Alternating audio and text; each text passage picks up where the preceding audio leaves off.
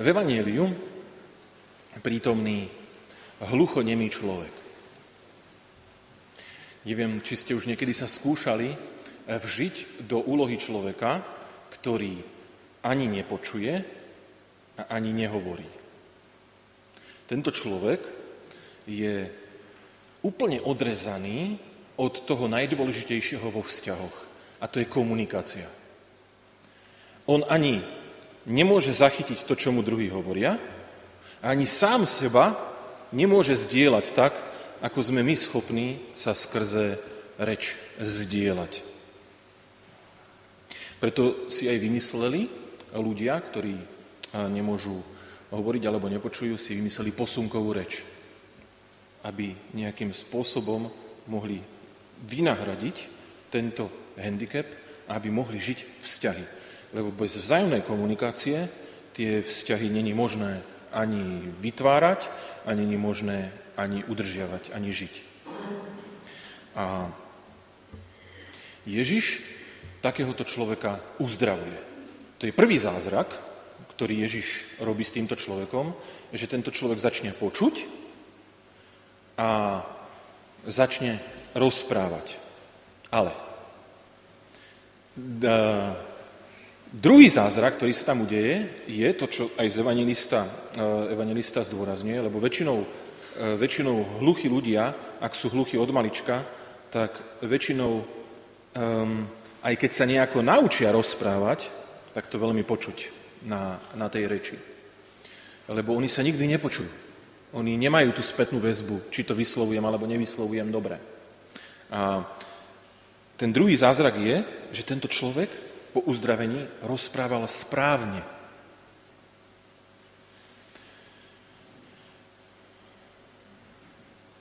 Som tohto hluchonemého prvému čítaniu čítali o tom, ako diabol pokúšal človeka takou zaujímavou ponukou.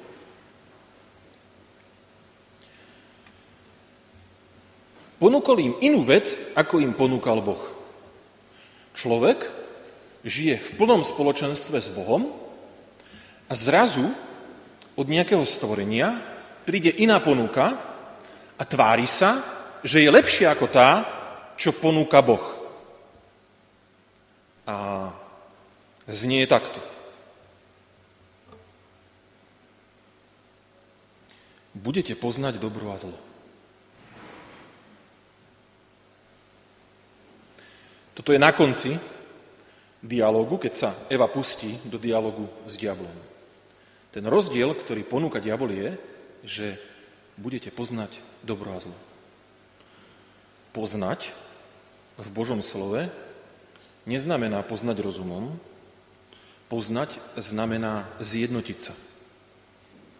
Čiže diabol vlastne ponúka Eve niečo, čo Boh človeku neponúkol. Boh neponúkol človeku možnosť zjednotiť sa so zlom. Keď ho stvoril ho len ako dobrého a dal mu dar, že sa zjednocuje len s dobrom. A prichádza diabol a ponúka možnosť rozšíriť to. Nebudeš zjednotená len s dobrom, ale aj so zlom. A klame o Bohu, že toto znamená byť ako Boh. Diabol, keď hovorí, že budete poznať dobro a zlo tak ako Boh, vlastne hovorí, že Boh nepozná len dobro, on je aj zlý. On je zjednotený nielen s dobrom, ale aj so zlom. Obrovské klamstvo, s ktorým prichádza diabol, takým veľmi rafinovaným a veľmi inteligentným spôsobom, kedy vyhlási o Bohu, naozaj vám Boh zakázal jesť zo všetkých stromov záhrady? A Eva, ako dobrá veriaca, začne brániť Boha. Ale nie, Boh nepovedal, že zo žiadneho stromu, len z jedného jediného v strede záhrady, že nemáme jesť, lebo keby sme z neho jedli, tak by sme zomreli. Eva má tu krásnu detskú výhru, kde Boh im dal všetko dobro a povedal im, tohto sa teraz nedotýkajte, A ona to bere úplne ako normálnu vec. Áno, Boh mi povedal, že sa toho nemám dotýkať, no tak sa toho nebudem dotýkať.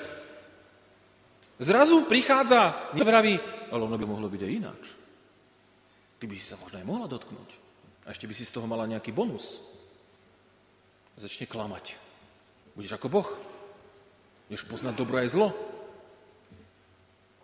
Ponúka nejakú pseudohodnotu, na ktorú Eva bohužiaľ skočí. Zase je do nej zrnko nedôvery. Zrnko nedôvery voči Bohu a voči jeho slovu.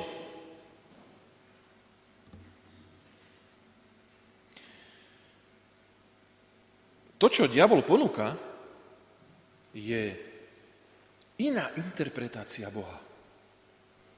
Boh sa nejakým spôsobom zdieľa človeku a diabol prichádza a ponúka svoju interpretáciu Boha.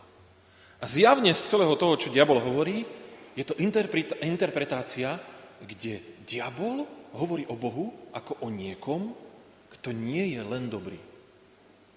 To je niečo, s čím my dennodenne bojujeme. Dokonca aj keď si to neuvedomujeme, tak bojujeme s tým. Naozaj je Boh dobrý?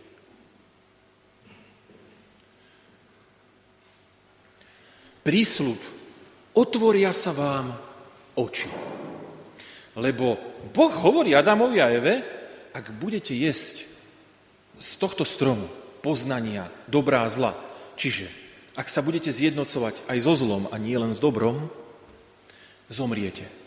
A diabol vraví, nezomriete. To, čo sa stane, bude, že sa vám otvoria oči. Tak krásne pozitívne povie, tak krásne pozitívne nazve vzťahovú smrť. Otvoria sa vám oči.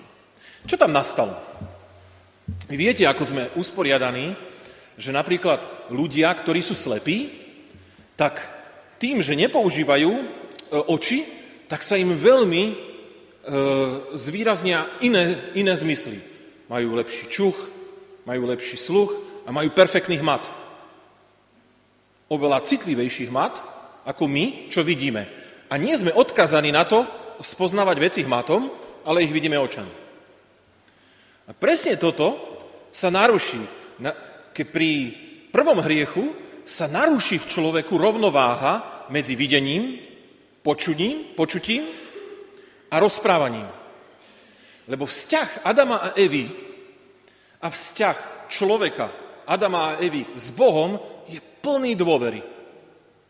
Taký plný dôvery, že Adam a Eva sa poznajú tak zvláštnym spôsobom, že sa jeden druhého neostýchajú. Vidia sa spôsobom, ktorý sa po hriechu radikálne zmení. Lebo po hriechu začne medzi nimi ostych, začne hanba. Čo sa zmenilo? Zmenilo sa to, že začali vidieť. Nastala nerovnováha medzi očami a na druhej strane medzi uchom a ústami. Bo Adam a Eva v tom, ako ich stvoril Boh, sa nepoznali v prvom rade na základe očí. Zrak je ten najklamnejší zmysel, ktorý máme. Najklamnejší. Pritom mu veľakrát falošne oveľa viac veríme ako ostatným zmyslom. A jak zrak získal u človeka hlavnú prioritu, okamžite ustúpil sluch a okamžite ustúpila reč. A to základné vo vzťahu, to základné, čo tvorí vzťah a jeho dôveru, išlo do pozadia. A to je to, čo my dneska veľakrát prežívame, že vieme odsúdiť človeka bez toho, aby sme ho poznali. Viete, na základe čoho? Na základe zraku. Je nám nesympatický. Zrak je ten najpovrchnejší zmysel.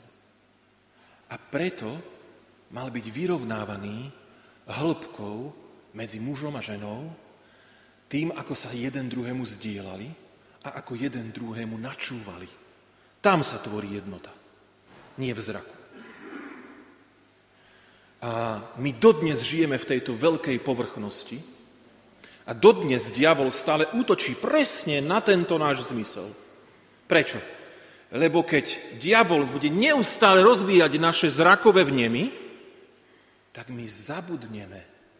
Pôjde úplne do pozadia naše načúvanie blížnemu a pôjde úplne do pozadia naše zdieľanie sa blížnemu. Jednoducho zrak sa stále šúcha len po povrchu. Je to veľmi povrchné. Ak chceme ísť v nejakom vzťahu na hlbinu, nemôžeme zostať len pri zraku.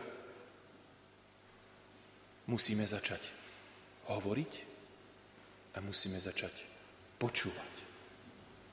Bez tohto vždy zostane vzťah veľmi povrchný. Nerozvinie sa. Takto krásne nazval diabol smrť vzťahu. Otvoria sa vám oči.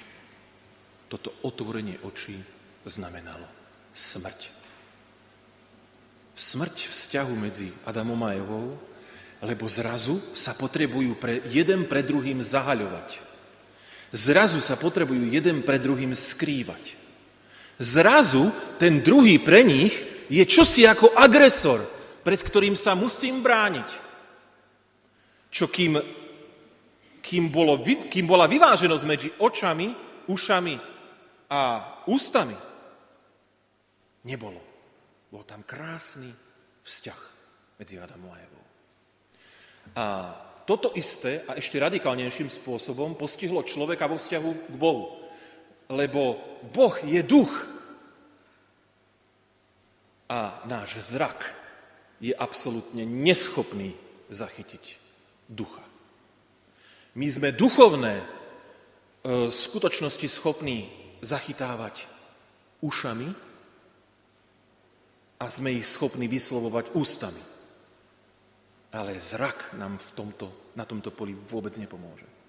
Je nám skorej prekážkou. A tam sa obrovsky narušil vzťah medzi človekom a Bohom, lebo do popredia išiel zrak. A čo prišlo? Prvé, čo prišiel strach z Boha. Človek stratil intimitu, stratil dôveru a jak stratíte dôveru v niekoho, okamžite strácate možnosť a šancu poslúchať ho. Lebo poslušný vieme byť len tomu človeku, ktorému bezvýhradne dôverujeme.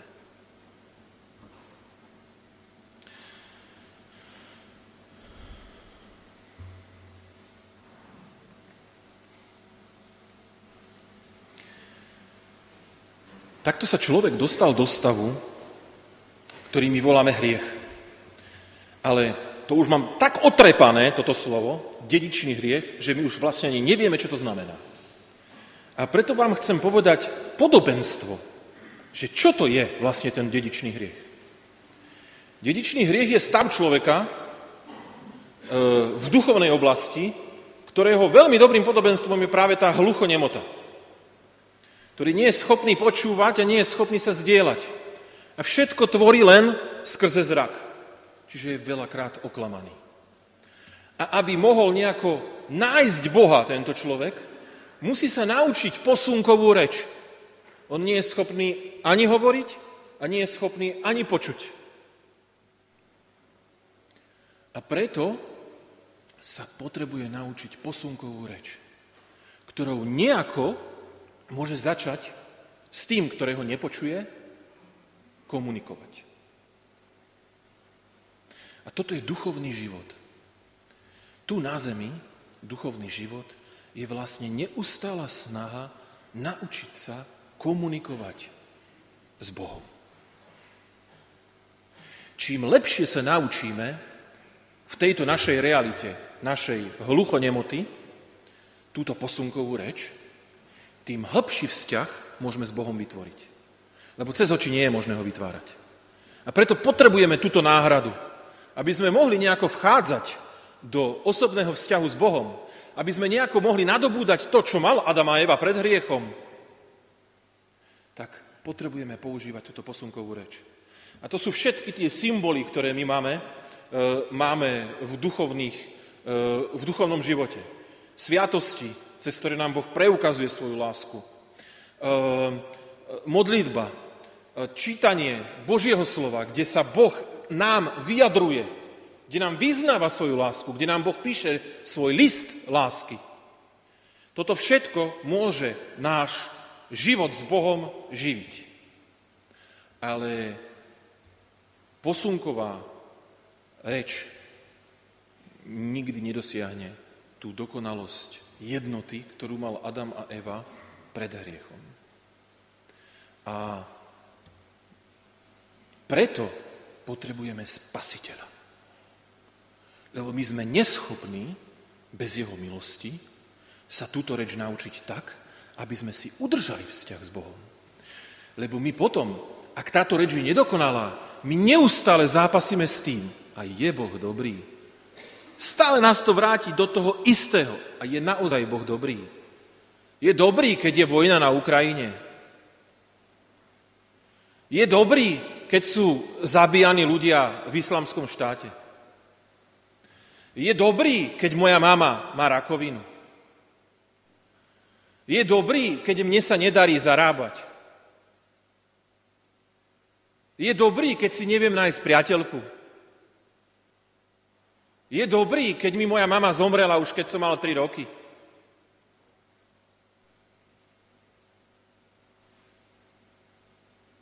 Stále tá istá otázka. A niekedy neuvodomená, ale v pozadí je skrytá.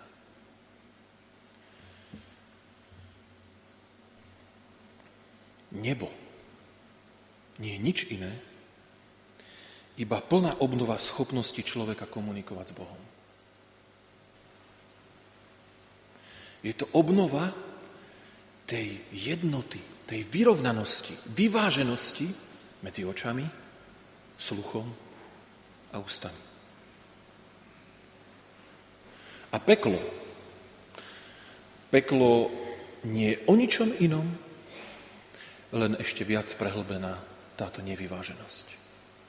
Peklo je povrchnosť. Peklo je to, čo my veľakrát prežívame tu na zemi. Že druhého odsúdime len na základe sympatí alebo nesympatí. Len na základe toho, čo vidíme. Peklo je to, čo prežívajú mnohokrát milujúci sa manželia, keď sa nevedia pochopiť. Keď nevedia pochopiť toho druhého. Keď nevedia, prečo ten druhý tak zmýšľa a prečo tak koná. A ten druhý sa nevie vyjadriť. A nevie to preniesť, to, čo prežíva tu, do toho druhého srdca. To je peklo.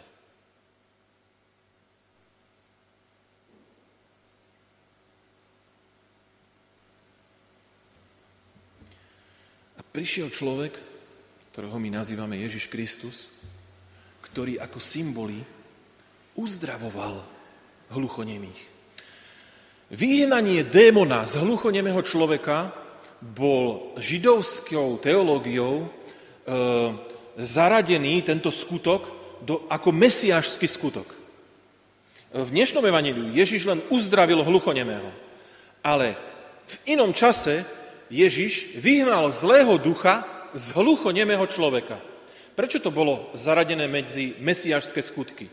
Lebo v praxi exorcizmu u Židov sa vždy zlý duch vyháňal tak, že najprv prinútil ten exorcista toho posadnutého, aby vyslovil meno toho démona a potom na základe tohto vysloveného mena, tak jak v židovskej teológii to je, keď určujete meno, tak máte nejakú moc, to čo Adam a Eva dostali, že pomenuj všetko, hej?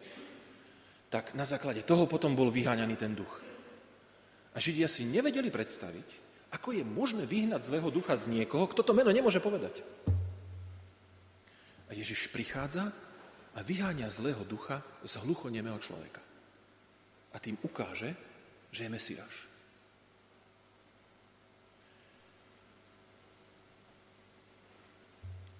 Vidíte, že hriech nie je len v tom, čo si prečítate v spytovaní svedomia.